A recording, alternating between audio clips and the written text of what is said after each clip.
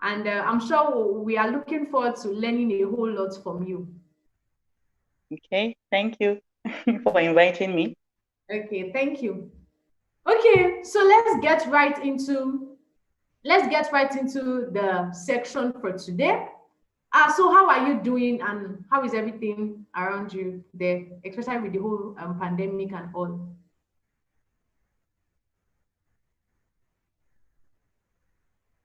Hello, Mrs. Aisha. Hello, Okay. can you hear me? Yes, I can hear you now. Okay. Yeah, I said everything is fine. We're trying to keep ourselves safe. Well, I'm not wearing a mask since I'm at home, but definitely I'm always wearing my mask when I go out because I'm really scared about the virus. People keep dying here and there. So I will advocate for everyone to try and keep safe by putting on their mask and using the hand sanitizers wherever you go to. Social distancing, everyone, please. Keep yourself safe and keep everyone else safe too. Safe. True, very true actually. It's not just a responsibility to ourselves now, it's also whatever we do affects every other person. So Everyone else, exactly. that's very true. Okay, so just to help us get more acquainted with our host, that is Let's Learn TV, we'll be having a quick commercial now before we return to have more questions for our guests.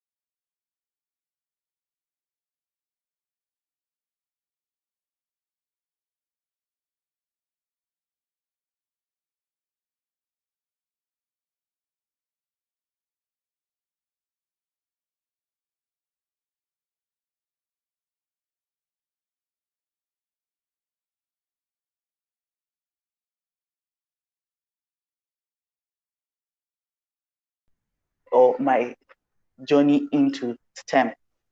Well, I decided, okay, I'm good at STEM, I'm good at programming, but there are really, really few ladies that are into programming. Even when they come to class, I taught programming in Legacy Computer Institute after my university. When they come to learn programming, most of them really find it difficult.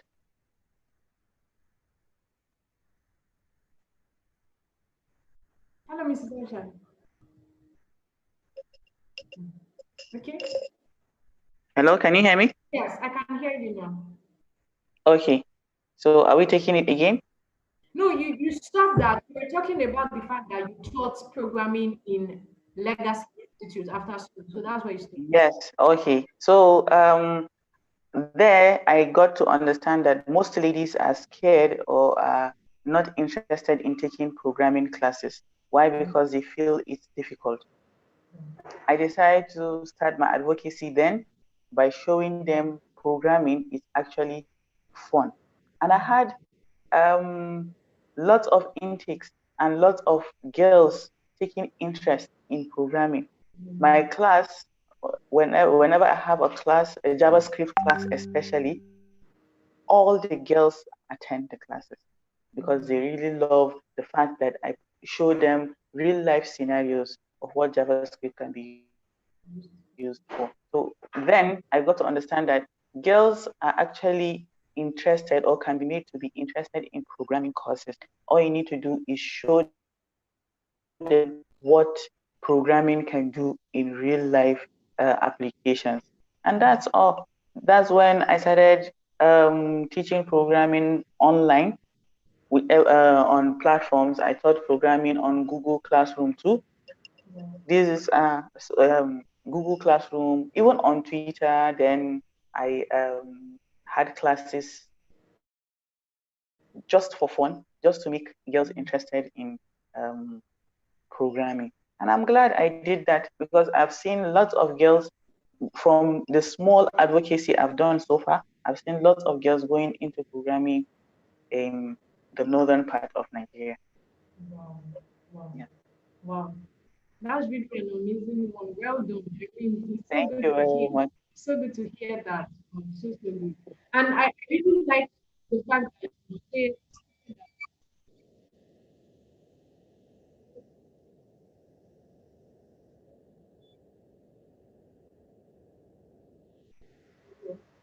okay, I think we're better.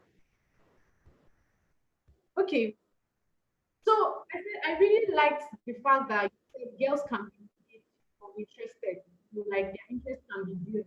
So it's okay that some persons might not feel interested, and it's because they don't, which is why we do things like this to, enlighten other girls and help them know that okay, this is something you can do. And I think what you said is also apt about the fact that a lot of ladies they can't because they probably feel difficult in that sense, not knowing that it's something that they can just learn. And thank you so much for that response. Okay, so You're as welcome. we go on further, for someone who hears them for the first time and probably thinks that they only talk about programming, and in fact, I don't even know what exactly the programming is all about. So, if we were to say what is STEM, how would just explain to us what is STEM? Someone who is just hearing for the first time. Well, STEM is an abbreviation of science, technology, engineering, and mathematics.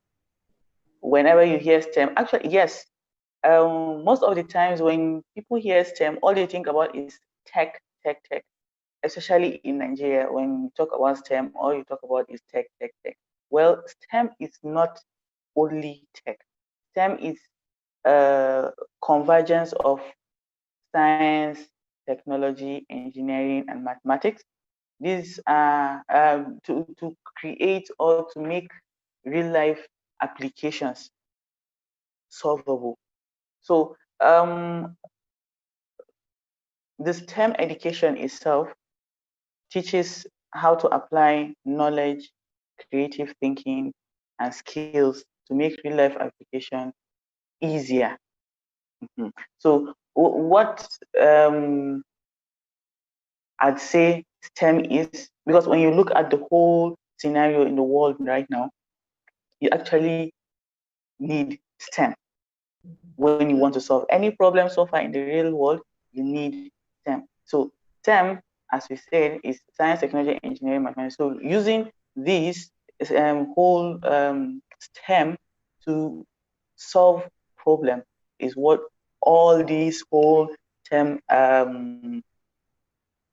talk is all about. Yeah.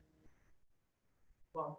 So that means that when you first mention STEM, one of the first things that should come to the mind of everyone is problem solving. Yes. So exactly, and the fact that it is very, very applicable to the whole world right now, to everybody. And just as you said, it's the goal is to make life easier. So it means that it can apply to anyone, it can apply to any field. Yeah. Exactly. Every human being can benefit. Fit. Yes. Wow. Thank you for that. Okay, so you have championed several initiatives to help girls and women acquire skills in programming and other related skills, just as you have rightly mentioned. Can you share with us what your experience has been and what you need to do to also help not only scholars, what we can also do to achieve more from such initiatives and to also, especially Fit. Yes. how can you follow this? Thank you for sharing to help other girls get more interested in them, and how can we work together to create more involvement in women? Um. Well, so far so good. Despite advocacy, we still have issues in getting young girls into STEM because, well, we can't do it all. We need most of the time, or most of the times when you interview young girls on why they don't take interest in STEM, not only young girls, even graduates, they go for STEM subjects, but at the end, they don't go to the workforce, or they don't pursue the careers in STEM. They tell you, well, I read biology. What do I do with biology? Or where do I work as a graduate of biology?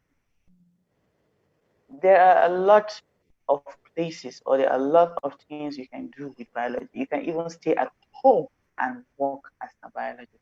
But we don't know this. Why? Because from school, you know how our universities are not, it's all theoretical. We need that practical aspect to show um, the practical aspect of whatever we study. So that practical experience, lack of practical experience has made lots of STEM graduates or those going into STEM subjects to not um, have interest in going for these courses. So I'd advise, or strongly advise, that teachers should have interest in showing what that STEM is all about practically. That is where teachers come in again. Lack of interest of teachers in teaching the subject matter and showing real life applications of such subject. Honestly, um, my math teacher was my dad. My dad is an excellent math teacher, and he's a medical doctor. Wow. Yes, but he taught us math, me and my younger one. So whenever they teach us in school and we don't get it, honestly, I don't think I have another teacher like my dad who teaches me math. Wow. He will come back home and he will explain mathematics to the barest minimum. Wow. There is no way you wouldn't get what maths or what that particular subject or topic. So I think we need teachers who will be able to explain courses, subjects to students so that they'll be able to understand what that particular subject is.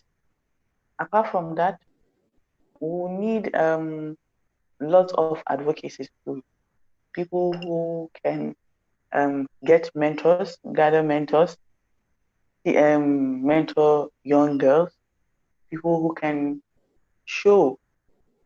Teachers alone can't do it. We need NGOs who come together with the teachers to show students what, to show students real life applications that those subjects they learn can do. Yeah. I think that's basically what I would say about that. Wow. Honestly, I think that is, you just touched on a very, very critical point, which I feel is probably one of the major disconnects we have with the educational system in Nigeria. And so just as you already explained, that need for teachers to be able to communicate what they are trying to explain to their kids in a way that make the students, build interest and see how this thing can be applied in real life. I feel it's just so necessary. And also, as you have said, the teachers can't do it alone. So every other person who is involved in STEM and who has the benefits. And I think that's probably one thing that we probably are behind in as a country. Probably we won't explore enough the benefit of STEM and all of that kind of approach to our education. So probably that's how necessary it is for us to push that this thing be taught. And I really hope that soon enough our educational system, like the policy makers, will also come to knowledge and the realization that this is a critical subject and they should, because if they enforce it, it becomes easier to get things done. Thank you for that response. Okay, now this is a very interesting question I'm about to ask. Now, for somebody who is considering a career in STEM, and Mhm. how now there are several career options in STEM, just as you have already mentioned. Now, Mhm. how does somebody choose a career balance person's ability and also with passion and what else, and probably let's bring in productivity, like making money and all of that, because now you've always had it in maths, you've always had it in maths. So in a sense, it might have been much more easier for you because of your background to have just taken the course in computer science. So what about someone who is interested, but the person is like, oh, my ability and all. So how does the person make that? Please, can you repeat that again? Okay, so I said for someone who wants to choose a career in STEM, how Yes. does the person balance the issue of personal ability with career options, and how does the person make that choice, taking that idea of what the person is naturally good at into consideration? Okay. Um. Well. Passion comes first. Honestly, when you want to choose a career, you have to choose or go with what you're good at. Supposing you're good with maths, mm, the problem is, okay, fine. Those that chose the career that they have passion in, they get to um, experience lack of employability. So Yeah. um, when you're choosing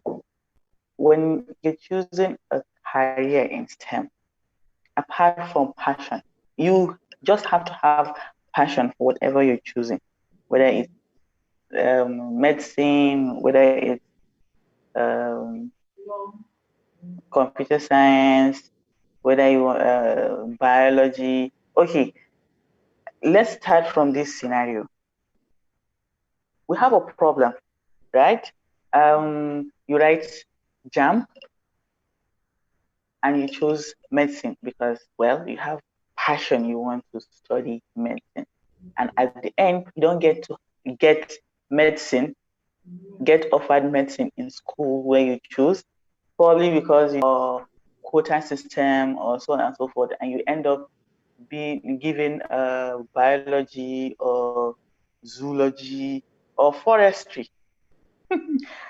Well, you get to see people complaining like bitterly doing this because, well, let me just do it. Moreover, those people that study Islamic studies are working in bank and so on and so forth. No, you don't do that. Why don't you study the zoology? There are lots of people, there are lots of people making it in zoology as zoologists. One, you can work with Nigel well. That's if you are good.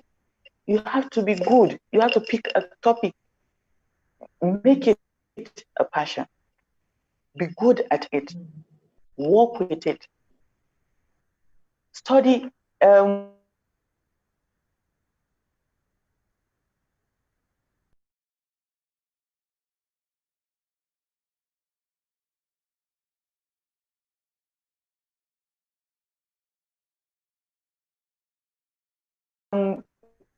When when you get that good, you can. Okay. Can you hear me now? Yes, I can hear you. I lost track of you when you're talking about the topic or whatever it is you're thinking of. Okay. So as a zoologist, you can go ahead to work in zoos, or you can get scholarship and go abroad and work even in Nigeria world. So all you have to do is develop a passion and make sure you're very good at what you do. Two, as I said, employability, the Nigerian factor.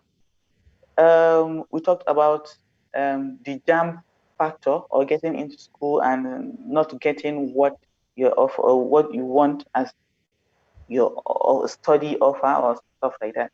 Then three, to get to choose your career, you can go online. That's why you have a phone. You can go online and search and search and search. There's this stemstudy.com. It's a quiz, it's an online quiz. It helps you, or it helps you pick a career path. Wow. Stemstudy.com. Yes, it helps you choose a career path. You can use that too, just to direct you on what um, you'd like to do. Maybe if you're good in maths, you find out you're good in chemistry, but you're not so good in physics. But you're very, very good in biology or geology or geography, sorry. So you can use this online quiz, check it out, see different offers of career paths you can choose from, then work on it and write the jam or um, go for what you want to study. Um, the pay, you can go online too and check out um, how much people are being paid or for different careers. Right now, the highest careers in STEM are the tech careers, engineering careers, um, health, that's medicine, nurses, um, biomedical engineers, and so on and so forth. So in that order, you have the tech, engineers, the health services, and so on and so forth. So you can decide, okay, I want to make money. Okay, I want to make money, so I have to choose a career that will make me money. What am I good at? Am I good in medicine? Am I good in biology? Am I good at critical thinking, problem solving, analyzing? So you go for maths and so on and so forth. Then maths, okay, maybe I can go for tech and engineering. Fine. Then you start directing your thoughts towards which part of engineering, which part of tech do you want to go for, and so on and so forth. So these are all aspects you check before you choose a career path. But most of all, love what you do. Whatever you choose or whatever is being offered to you, even in schools in Nigeria, after you've not gotten what you want, love what you do. Create the love, create a passion, and good luck. Wow. Thank you for that. I mean, I think that was so good. that age, in the sense that hmm,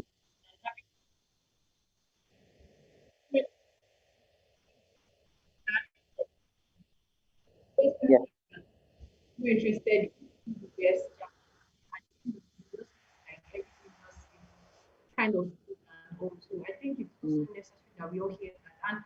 And I think another thing that really stood out for me when you were speaking is the fact that you can actually build passion and interest in something. So even if initially there is no passion there or you don't feel like you really love this, you can actually develop interest by putting in the work, spending time to see what and I think something that helps what you already said before, seeing how this can benefit the world. I'm sure that will sort of spur you on and make you feel like okay, this is going to be of impact to my own life and other people's life. Okay, so now what that from your own experience and from the things you've seen so far, what are the things that are necessary for anyone who wants to succeed in STEM related careers? What are the things to take into consideration? Well, number one, you have to be curious. You have to be very, very curious. You have to be creative. That's be curious. You have to be creative. You have to read, be innovative. Uh, you have to have passion. So when you have passion for whatever you're doing at that moment, you have to be creative, innovative. You have to um, you have to learn what that's having passion after you're creative, innovative. You have to learn, relearn, and unlearn. So because by this, that means you have to adapt and grow. All these you have to have it in mind before you'll be able to succeed in STEM. Why? Because STEM is always evolving. That is it. It is always evolving. So you have to be able to adapt to any changes that come to you in your particular path that you've chosen. When we were learning computer science, personally, in Usman Audio, that's where I studied computer science. We didn't do anything called um, programming in HTML or JavaScript. So I had to learn it when I went for my IT in 300 level.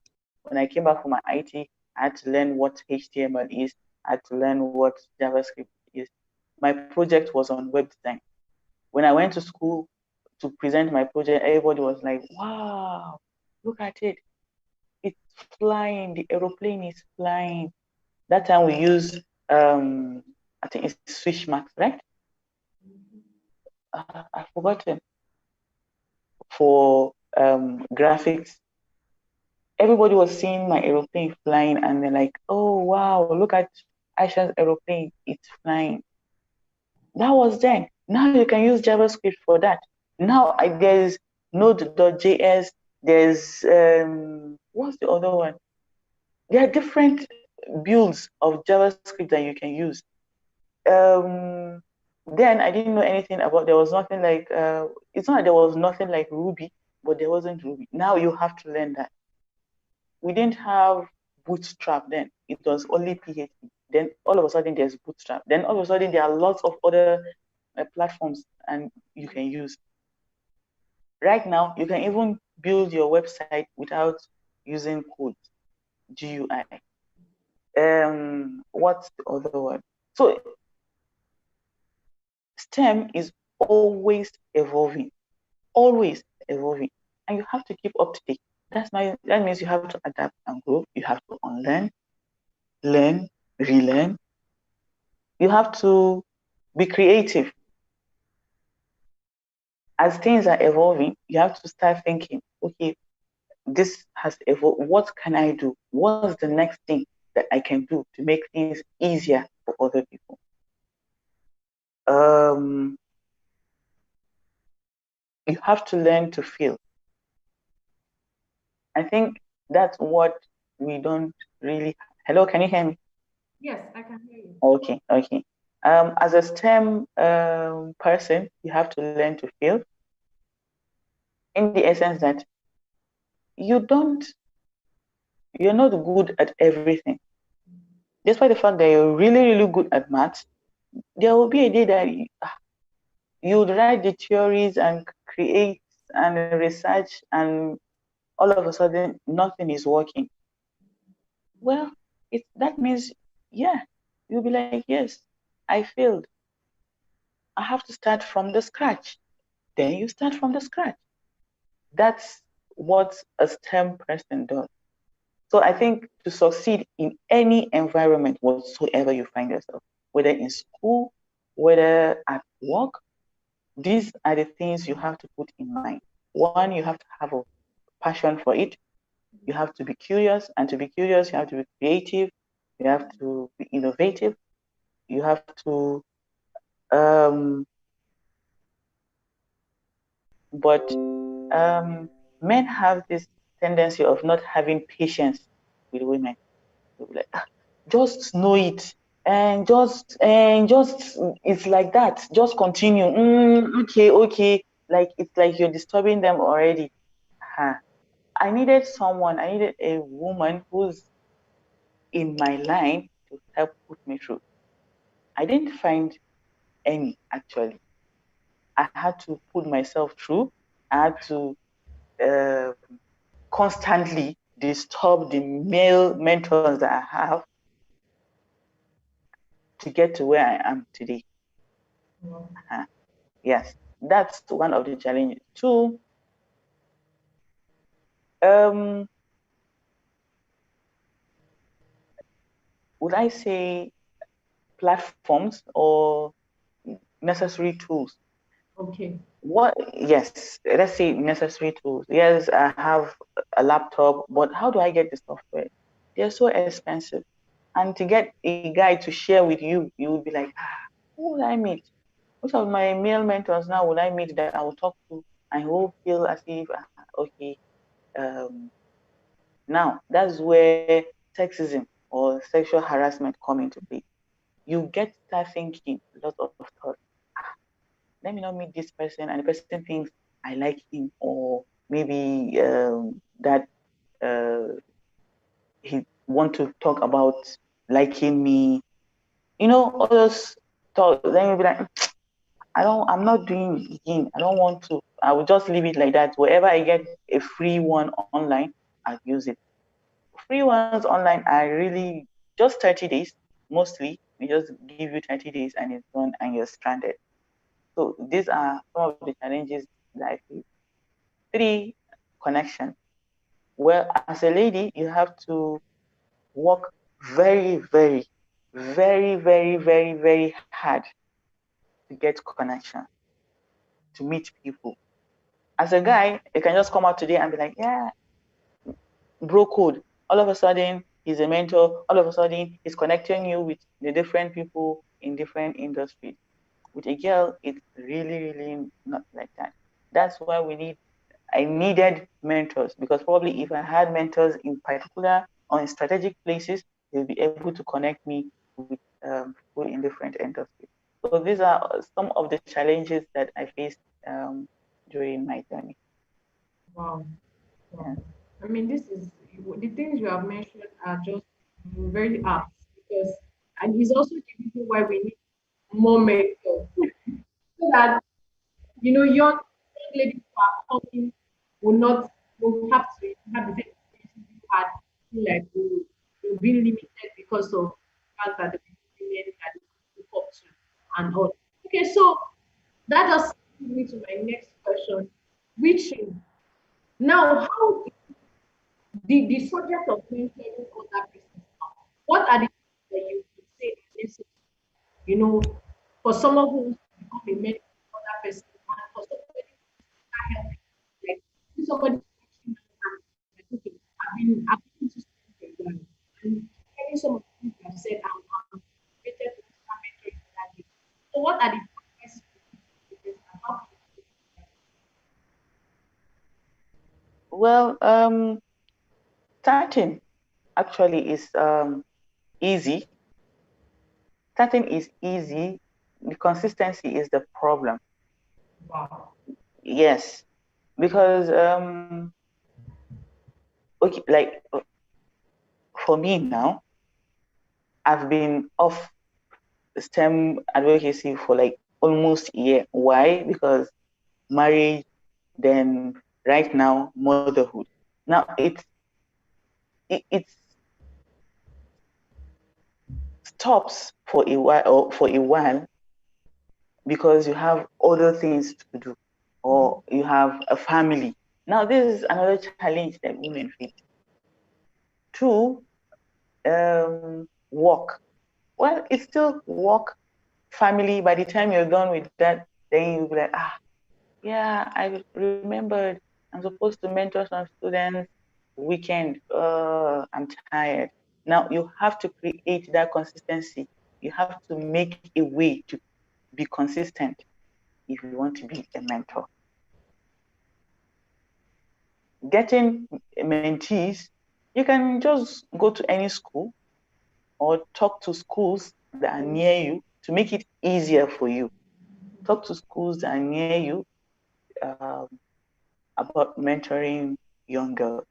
Or if there is a hub that is in your location, a tech hub, you can talk to them. They can give you, most of the hubs I know or that I work with in northern part will actually give you that space for a while, maybe Saturdays, Sundays, within the week, pick a day that you know you would be free, that you'll be able to get young girls around to mentor them on a particular subject or topic that you want to mentor them on.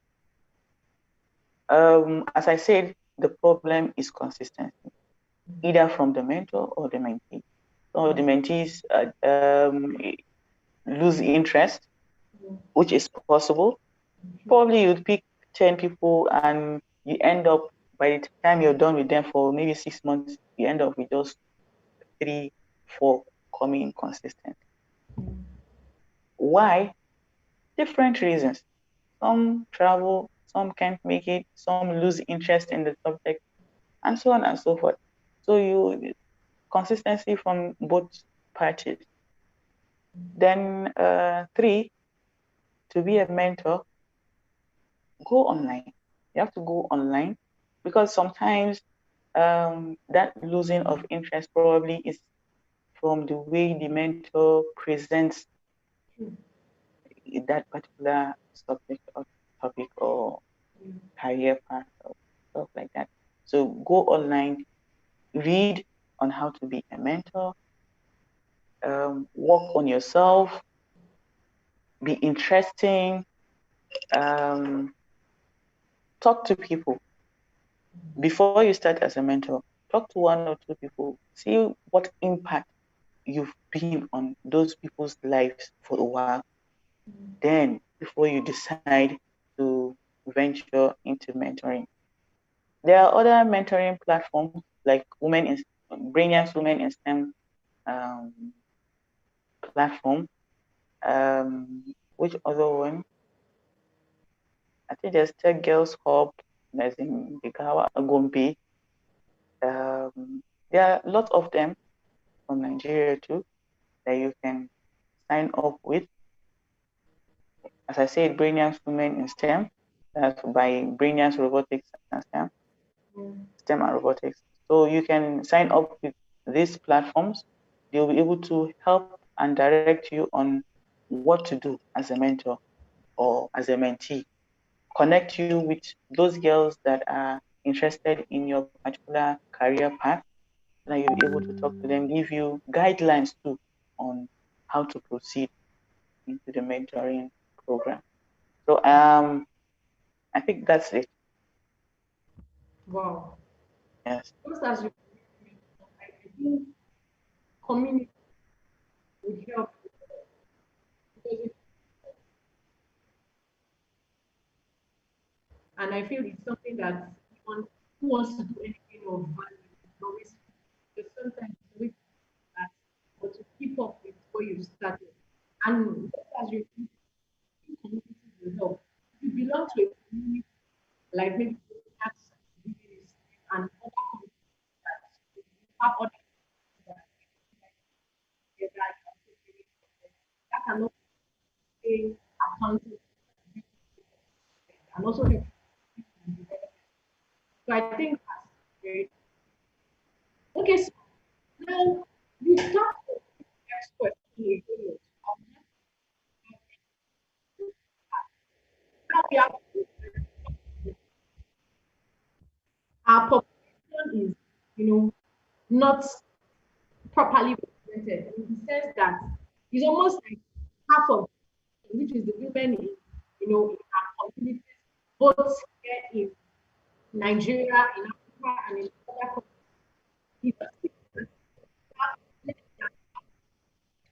So that is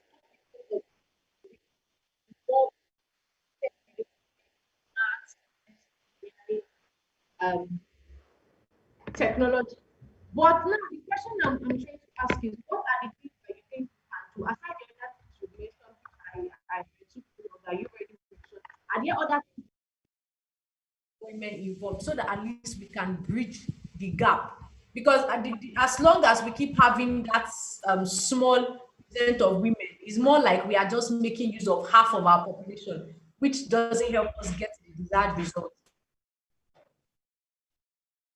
Well, we're not even like in Nigeria, we're not even using half of our population. It's about 22% that go into STEM career, STEM courses in schools. Yeah. Then half of that, that's about 11%, 10 to 11%, venture into careers in STEM. That's a very, very low percentage so far. What we can do, well, there's really not, still mentoring, advocacy,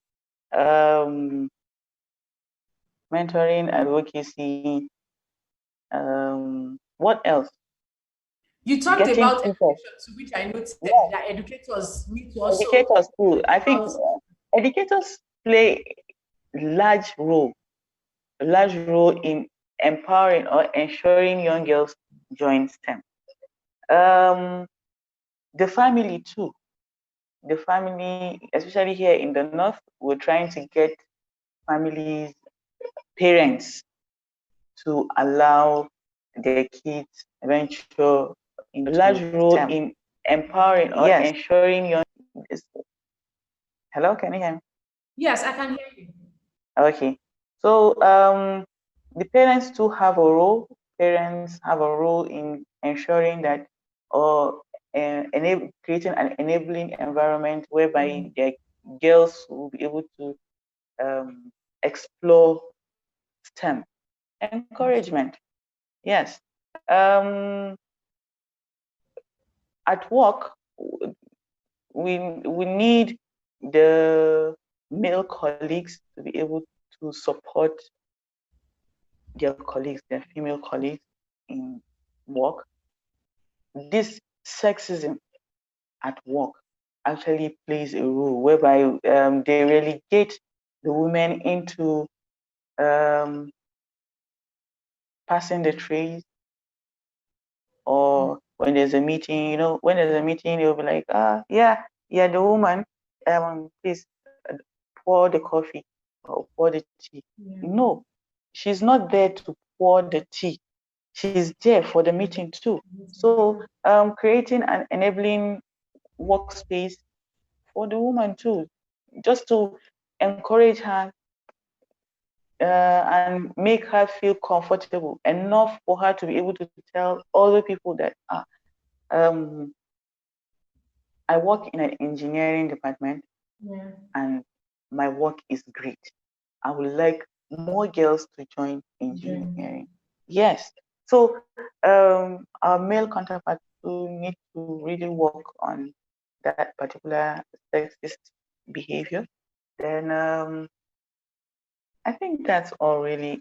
Most of the times, it's all about mentoring. When young girls have people to talk to as a graduate, you have someone that you can connect with, network, meet talk to you or talk about what you're feeling, what you need to do to make your CV robust enough to get another job. Well, that's all. Most times, that is all most of the girls need. Then for the ones in secondary school, primary schools, yes, they need mentors too, but their first mentors are their educators. They need to see a teacher that will be not really a female teacher, even a male teacher. Yes, they need female teachers who are really good in all those subject matters, the STEM subject matters. But a male teacher too can help in that particular aspect. So I think basically that's just it. Oh.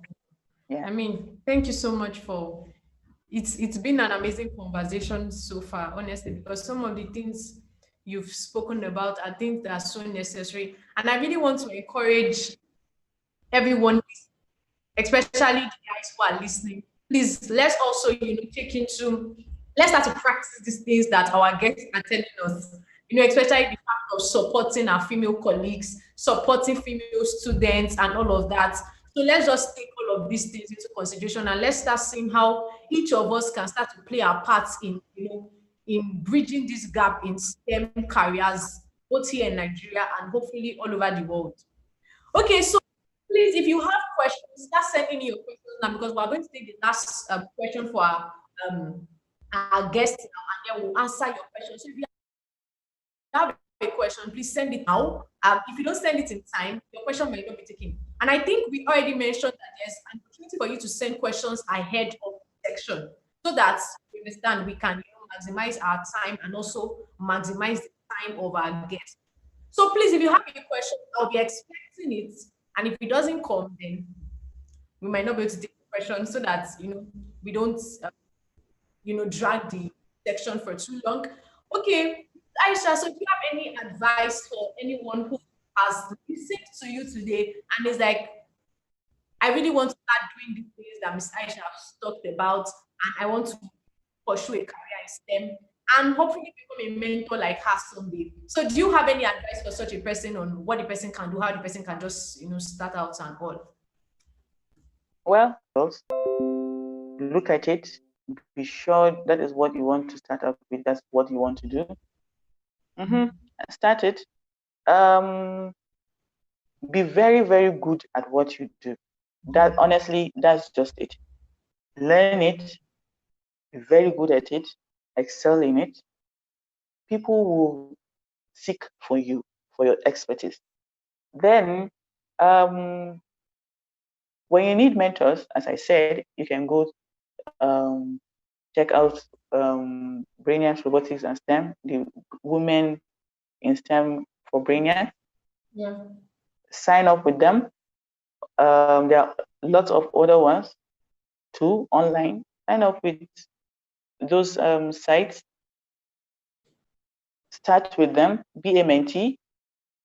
Get mentors to mentor you. Then, when you want to actually be a mentor, start out as a mentor.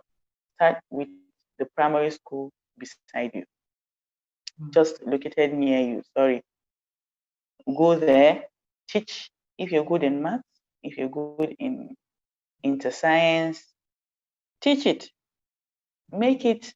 Go online, learn, because whatever you teach or whatever you learn more on how to create real life situations out of what you're teaching. Make it fun for the kids. You learn more as you teach. That's it. So the more you teach, the more ideas come to you of what next to do to make this subject really, really interesting for these children. This will go a long way in making those kids love that particular subject. And some will create careers from such subjects. So these are all paths that I believe one can follow to be successful and be better than me. I'm still learning too. Wow. That's it. Thank you so much. I mean, it's You've really, highlighted so many very important things, honestly. I believe that if I'm getting responses, and I really want to just use this opportunity to thank all our amazing viewers. They are sending in their own comments, supporting the things we are discussing here. And I think it's just so good. Thank you very much. I've learned a lot, and I'm sure everyone who has listened has also learned a lot. So we have one question here that says, could you tell us your proudest moment being a woman in tech or in STEM? So what has been your proudest? Oh well, proudest moment. I don't have one particular moment. I have lots of moments, Wow. especially, yes, when I see my students, because I taught, as I said, I taught web design and JavaScript. Whenever I see my students and they're like, Malama, because Malama is teacher in Hausa. Okay. They're like, Malama, yes, you taught me. You can't remember me, right? Yes, you taught me JavaScript. Yes, you taught me web design. And I'm like, yes, I'm a teacher. These are kids that are all people that some are older than I am, and they call me Malama. It's refreshing. It's nice, and they're really, really proud of me being their teacher. They actually said, yeah, she taught us JavaScript, taught us web design. I'm like, yes, I'm glad I did so. So I believe, or I want women to be able to teach tech that way, to be able to be recognized wherever you go to. That yes, you're good at what you're doing. So I think those are my proudest moments. I don't really have one that I'd say only one for now. Wow. Yeah. Honestly, I really agree, because I mean that joy that you helped somebody achieve their goals, you helped somebody learn about something that they probably didn't know about, is so good. And Yeah.